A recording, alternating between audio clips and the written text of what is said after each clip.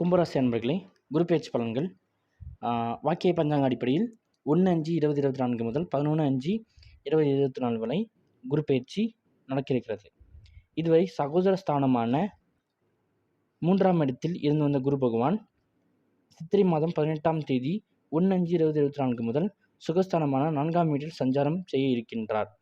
சுகஸ்தானத்தில் இருக்கின்ற குரு தன் நின்ற ராசியில் இருந்து 5ஆம் பார்வையாக கன்னி ராசியான அஷ்டமஸ்தானத்தில் பார்க்கிறார். அஷ்டமஸ்தானத்தில் ஆல்ரெடி கடந்த 5 மாதமாக கேது பகவான் சஞ்சரித்துள்ளார்.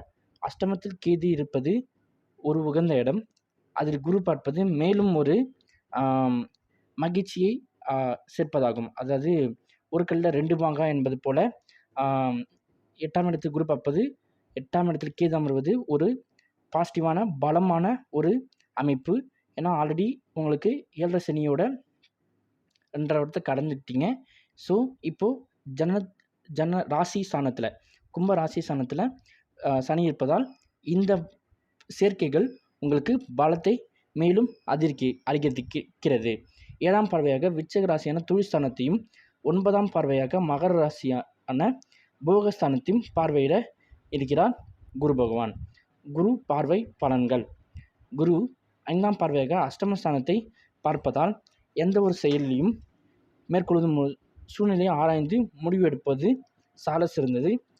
அஷ்டமஸ்தானம் என்பது ஆயுள், வம்பு, வழக்கு போன்றவற்றை குறிக்கும். நீண்ட காலமாக நிலுவையில் இருந்து வந்த வழக்குகள், கோர்ட்டு கேஸ் எல்லாமே உங்களுக்கு சாதகமாகவும் சுமூகமாகவும் முடியக்கூடிய ஒரு அமைப்பு ஏற்படுத்தி தரும். அதே மாதிரி இன்சூரன்ஸ் துறையில் வேலை செய்யும் வரும் கும்பராசினியர்களுக்கு இது ஒரு அற்புதமான காலகட்டமாகும்.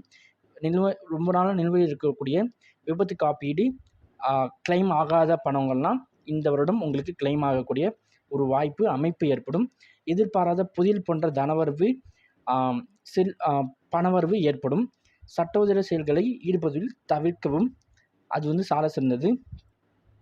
அதே மாதிரி விபத்து, வீண்படி போன்றவற்றிலிருந்து தவிர்க்க தவறான செயல்களில் வாகனத்தில் பயணிக்கும் போது கொஞ்சம் கவனமாக பயணிங்கள். மறைமுக வருமானங்களால் கையிருப்பு அதிகரிக்கும். மற்றவர்கள் மீதான கோபங்களை குறைத்து கொள்வது உங்கள் மீது தன்மதிப்பை ஏற்படுத்தும்.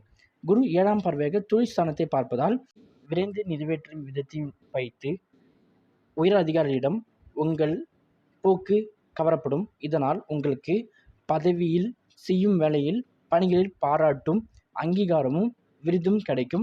அரசு துறையில் வேலை செய்யும் அரசு ஊழியர்களுக்கு வெகுமதி போன்ற விஷயங்கள் ஏற்படும். ஜாதகரில் தொழில் சார்ந்த விஷயங்களில் இந்த ஆண்டு ஆதாயம் அதிகரிக்கும். உயர் பதவி, உயர் அதிகாரிகளிடம் இணக்கமான சூழ்நிலை ஏற்படும். அந்தஸ்து, கௌரவம் சற்று அதிகரிக்கும். தொழில் சார்ந்த கும்பராசிகளே, இந்த வருடம் நீங்கள் செய்யும் விளம்பரங்களுக்கு நல்ல வரவேற்பு இருக்கும். அதனால் உங்கள் வியாபாரம் கணிசமாக சூடுபிடிக்கும். பெற்றோருக்கு செய்யும் கர்ம காரியங்களை தவறாதீர்கள். அதை கவனமாக இந்த வருடமும் நிறைவேற்றுங்கள். தலைமை வகிக்கும் பண்பு அதிகரிக்கும். அதனால் பிறரோட கவனம் உங்கள் மேலே செலுத்தப்படும். அதையும் நீங்கள் சாதுரியமாக எடுத்துக்கொண்டு நீங்கள் உங்கள் வெற்றியை நோக்கி பயணம் செய்யுங்கள். குரு 9ஆம் பார்வையாக போகஸ்தானத்தை பார்ப்பதால் வாழ்க்கை துணைவரின் விருப்பங்களை நிறைவேற்றி வைப்பீர்கள். புதுவிதமான பயணங்களை மேற்கொண்டு மனம் மகிழ்வீர்கள். மற்றவர்கள் பற்றி தனிப்பட்ட விஷயங்களை அறிவதில் ஆர்வம் ஏற்படும். கும்பராசிக்காரர்கள் சிறைத்துறையில், அதே மாதிரி அரசு தண்டனை பிரிவு, கோர்ட்டு, ஆக்சுவலாக ஹைகோர்ட் வக்கீல், கவர்மெண்ட் வக்கீல், இவங்கெல்லாம் புதிய புதிய கேஸுக்கு இந்த வருஷம் தீர்ப்பு தரக்கூடிய வாய்ப்பு அமையும்.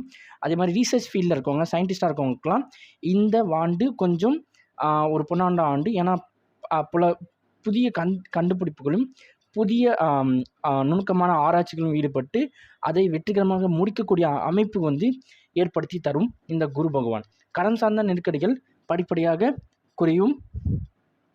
குரு நின்ற பலன். குரு சுகஸ்தானத்தில் நிற்பதால் கணவன் மனைவிக்கிடையே அனுசரித்து நடந்து கொள்ளவும், வர்த்தகம் தொடர்பான செயல்களில் சிந்தித்து செயல்படவும், உடல் ஆரோக்கியத்தில் ஏற்ற இறக்கம் உண்டாகும். நறுமணப் பொருட்கள் விஷயத்தில் சற்று கவனம் தேவை. உறவுகளின் வழியில் அனுசரித்து நடந்து கொள்ளவும். புதிய முயற்சிகளில் மாறுபட்ட அனுபவம் கிடைக்கும். தொழில் சார்ந்த